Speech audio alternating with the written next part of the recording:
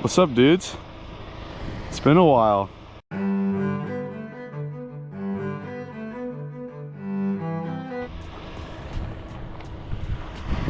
I moved. I live here now. I moved to Phoenix, Arizona to pursue higher education.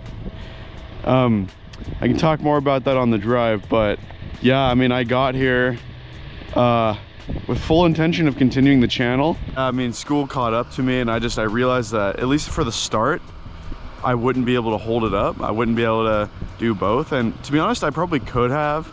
It's just, I was putting my immediate priorities first. And now that I'm nearing the end of my first stage of this education, I have come to the realization that I can totally do this on the side. It's fun, it makes me happy.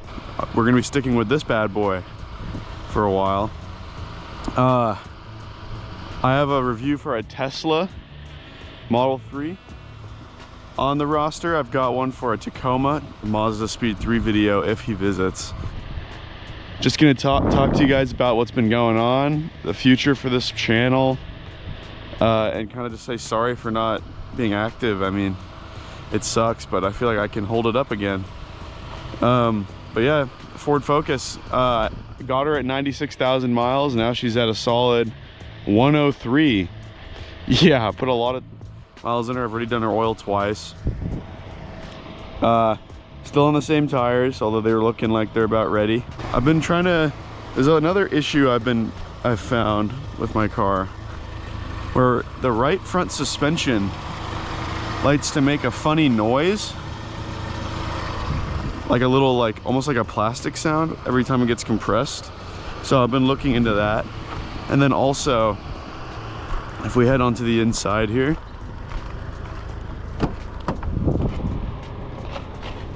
very much a daily driver now. We got the little phone holder, although you can't use it in Phoenix. It's too damn hot. It just overheats my phone. But yeah, so we got a check engine light. It's a P0456 Ford code. So what that basically means is there's like a minor vapor leak in the fuel system.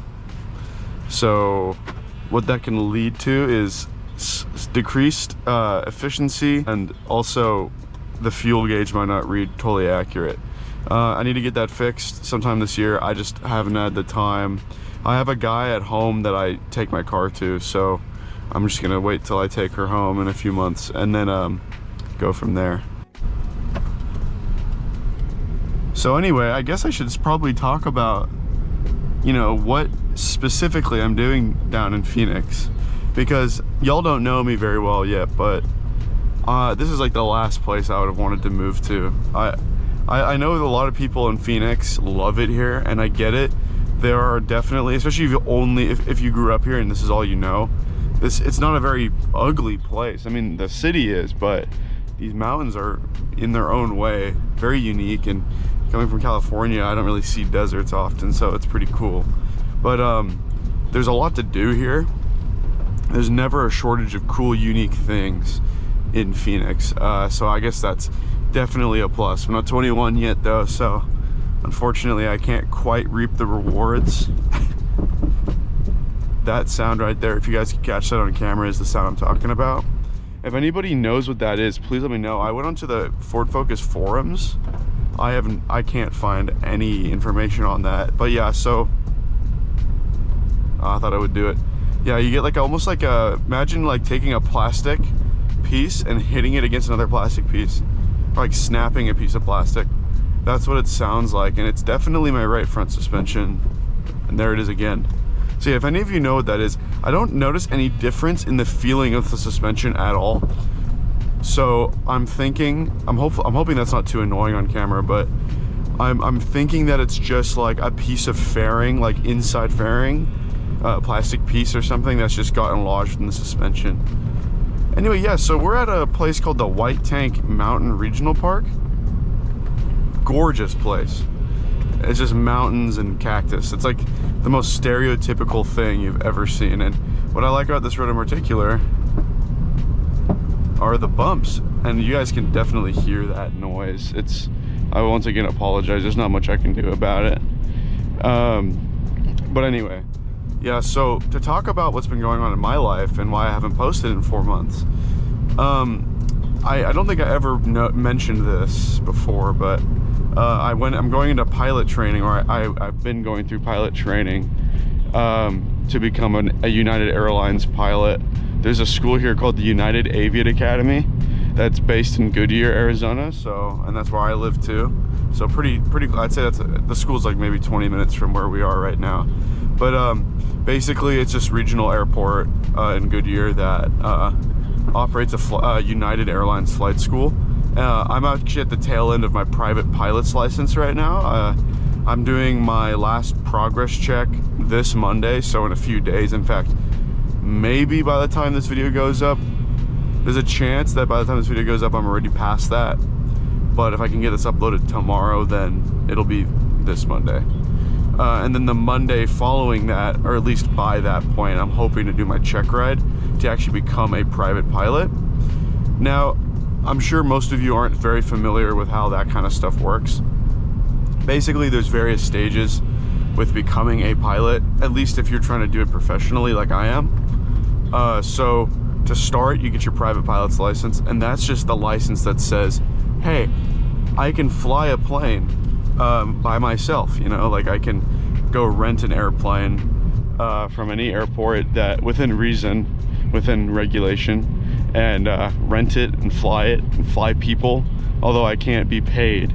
That's the main thing, I can't be paid. I mean, I can equal parts pay for the operation of my plane, but I can't like get paid to fly people. That's what the commercial license is for. But yeah, so that's where I'm at right now. And then after this, I go into something called an IFR rating, which is essentially teaching you how to fly using instrument flight rules, which is flight rules designed for conditions where you can't see outside. So when you pick up an IFR flight plan, you're going, even if you can see outside, because you can still pick up IFR even if you can see perfectly, but it's meant for if you can't really, and also for like airline operations. Airliners use IFR, but pretty much in any condition. But anyway, so the controller, the air traffic controller, will actually guide you and tell you where to go, what altitude to climb. They'll vector you away from traffic, all that kind of stuff. Whereas when you're a private pilot like me, you can only fly VFR or visual flight rules, where they can tell you what to do, but typically you have your own navigation. You fly using your eyes, you avoid your own traffic. I mean, sure, ATC can give you call outs like, hey, there's traffic 2 o'clock 500 feet below you. You go look at your 2 o'clock 500 feet below you, and you see, you know, traffic inside, that kind of thing. And that's what VFR is. But with IFR, they're actually going to tell you what to do. And there's a whole different procedure for entering airports, exiting airports. Just everything's completely different. You use different charts. You have to, there's all of these complicated ways to like enter airports, stuff that I can't even get into because I haven't started it yet. But I have a couple roommates that have gone through IFR, and one that's currently in IFR. And it sounds hard, but it's kind of up my alley. I love ground-based knowledge, and I love like the technical side of things, and you know, running autopilot and going to the technicalities of each approach into an airport just sounds like something I'd enjoy. So you know, I think IFR might be one of my favorite. I mean, cross my fingers, right? Might be one of my favorite ratings. But then after that, it's commercial, and commercial is kind of like super private. Basically, it's the private pilot's license, except you learn a couple more maneuvers. You also are held to a much stricter standard to your maneuvers and your ground knowledge. And essentially, the purpose of commercial is to allow you to be able to get paid to fly. So now, once you're a commercial pilot, you can be paid by a company or an individual to fly you from point A to point B or whatever. And you need to be a commercial pilot to partake in any like airline or Part 135, anything like that, airline or whatever, right? Can't do that as a private pilot. once I build up my 1,500 or 1,200 hours, depending on the airline I want to go to start with, I then can transfer to my first real job, which is cool. And of course, in between school and that first job, that actual hour building time, I'm going to be a certified flight instructor. Yeah, so that's what I've been going through since I moved here. It's a lot of work. It's taken up my whole life. It's very, very rewarding though. I don't want to pass up the opportunity to review my friend's Tesla. So I'm really hoping I can do that for you guys. That's not gonna be in a little bit though. That's at least 2 videos from now if we do a monthly thing, because he's coming back in late August, like very late August. So I wouldn't expect that until September. That's basically what's been going on with me. I know I've kind of just been yapping, but I feel like I owe it to you guys. I can't believe I have 89 last time I checked subscribers. Even after I stopped uploading, I still gained more subs. And I can't believe that 89 people sat down, watched my content, and was like, yeah, this guy deserves a follow. My last 2 videos did really, really well. I think I saw like 2,000 and 4,000 views or something. Like, that is way more than I could have ever expected. Although, this kind of reminds me I need to talk about a second really important news flash for my subs here. So, A, I had to explain to you guys flight training. There you go, you know what's going on in my life now. B, coming down from California to Phoenix, me and my friends, we worked on a documentary, or a mockumentary I should say, that is heavily influenced by Top Gear. I'm sure anyone that's watching this has watched Top Gear. If you haven't, please watch Top Gear. It is so good. Anyway, so for those of you who watch Top Gear, or haven't watched Top Gear, it's essentially a mockumentary series by a bunch of British dudes that go around and do road trips and do like challenges, and they basically have to like buy or build a car to get them from point A to point B in order to complete a task or something. It's very funny. It's essentially a road trip mockumentary, but it's exactly what we did. We traveled down Nevada, into Vegas, into Phoenix, and we did a series of fun challenges, and we got Airbnbs in Reno, we got Airbnbs in Las Vegas, and we just did some fun stuff, and it was kind of a crazy trip. I mean, a lot happened. The editor, which is Will, you'll recognize him when you watch the video. None of you saw that, all right? None of you just saw that. But yeah, so that's gonna come out, and when it does, I'm gonna upload a copy of it to my channel, and a copy of it's gonna go to Will's channel. Hopefully you guys aren't getting too bored here hearing me ramble on. I just have a lot to talk about, I guess. Well, 2 things, but it's a big 2 things. That's that. Ooh. You know, as usual, if you liked it, leave a like. Let me know in the comments what you think of the video, what you think of everything that's been going on. If you guys have any suggestions for me moving forward, let me know.